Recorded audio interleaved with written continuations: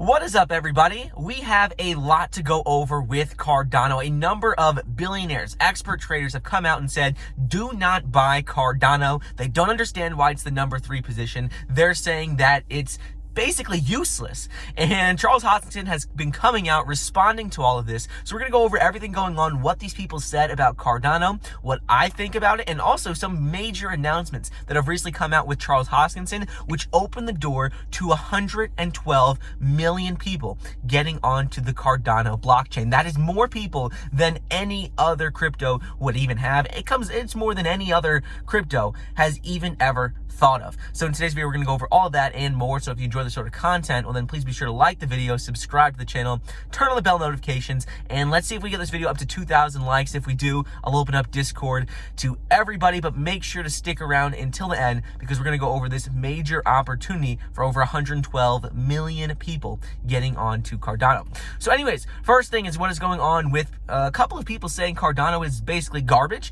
First is Peter Brandt. Peter Brandt is an expert trader, someone who has been in the industry for over 4 decades, and he came out and said that Cardano is going to crash over 90% because of a clear bearish technical indicator going on right now, which is a head and shoulders pattern. He said because of this, he thought that Cardano was going to crash over 90%. He predicted the same thing for Litecoin a couple years ago, and he said anyone who says he's wrong is basically stupid because the charts showed that Cardano is going to crash. But what happened is this happened just within the last couple of hours, last couple of days, and what happened is that ultimately all the positive news, positive sentiment in the market between, positive indicators with Bitcoin, between positive news coming out from the Alonzo upgrade, ultimately what happened is Cardano now is breaking into new record highs. It has broken through whatever technical indicators he thought were happening, and now we are seeing Cardano break above $2.60 per coin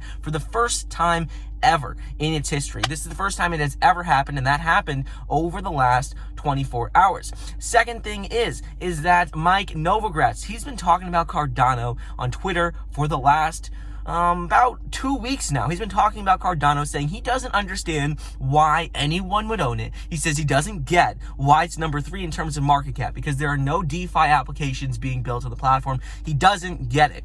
But then he just came out, and this has been going on for a while, but a new announcement just came out from him, and he said that ultimately what he's learned about Cardano is that even though it doesn't have that many DeFi applications built on it, even though it is still, lacking and falling behind Ethereum in that aspect, that the community for Cardano is one of the strongest communities on the internet. He tweeted about this. He said, over the last 24 hours, the one thing I learned is that Cardano's community is very strong. He says he has no ill will against Cardano. He just doesn't own it. And so he changed his tone a bit. One thing I want to go over is that a big announcement just came out, and there was a whole article written on Cointelegraph.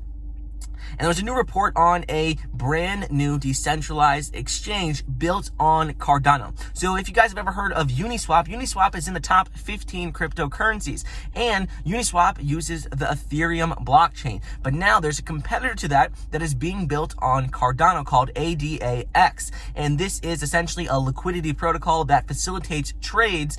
And this is a very big deal for Cardano. Everyone says Cardano doesn't have DeFi applications. Cardano is lacking Ethereum. But with this new company, ADAX, officially launching, this could make it a very big competitor to Uniswap, which ultimately would help Cardano grow. Because remember, Uniswap is on the Ethereum blockchain, ADAX is on the Cardano blockchain. So now, this is a very small project still, but it has the potential to compete with Uniswap and ultimately help bring up and propel Cardano into that number 2 position. Third thing going on is the big announcement, which I did want to go over, which is actually very exciting, which is from Charles Hoskinson, the founder of Cardano, came out in a recent interview and talked about their projects in Ethiopia. Because in Ethiopia, they've been working there for months already. Previously, we've spoken about how Cardano is working with the Ministry of Education in Ethiopia to facilitate Cardano blockchain-based IDs for over 5 million students. They're implementing a system in over 3,500 schools where each student is going to have their own Cardano blockchain-based ID. This is going to help students who are not performing as well and help get them the resources they need. It's going to help teachers and help the education ministry track academic performance to see exactly how students are doing.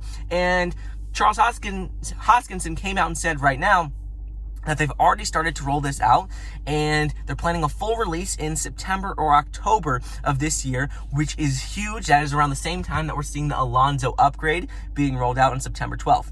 But we had already known that. We had already known what was going on with the Ministry of Education in Ethiopia with about 5 million students.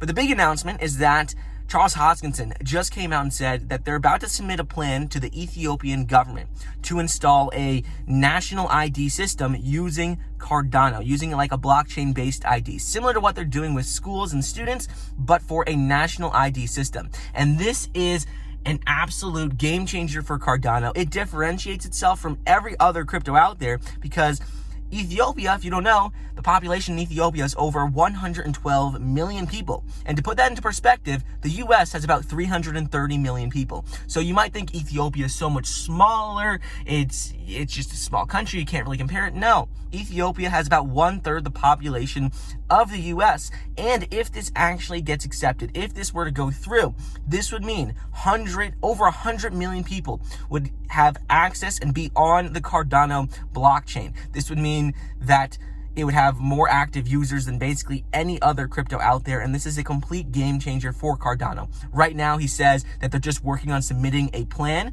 to the government, but I think if any crypto is going to be able to do it, it would be Cardano, because Cardano already has the partnership with the Ministry of Education in Ethiopia, and this is just like a next step up. It's like going from, it's like what's going on with the education system is almost like a test. If it goes well, then they could roll it out to universities. If it goes well, then maybe the government is going to want to install blockchain-based IDs like as a national ID system. So right now, I think Cardano is in the best position to be able to accomplish this because no other crypto out there has that sort of partnership with the education system. And so we'll wait and see how that goes. But if it goes well, I expect to see Cardano potentially have a national ID system in Ethiopia, which would mean over 100 million people are on the Cardano blockchain. But anyways, I hope you guys enjoyed today's video. I think what Peter Brandt, Mike Novogratz have said is really completely false. I don't agree with them at all. I own Cardano. I'm going to continue to buy Cardano, but I wanted to point out some different perspectives going on, how they're saying not to buy it, what I think about that, why I think they're wrong, and just everything else going on with Cardano. Hope you enjoyed, and I'll see you guys in the next episode. See you guys.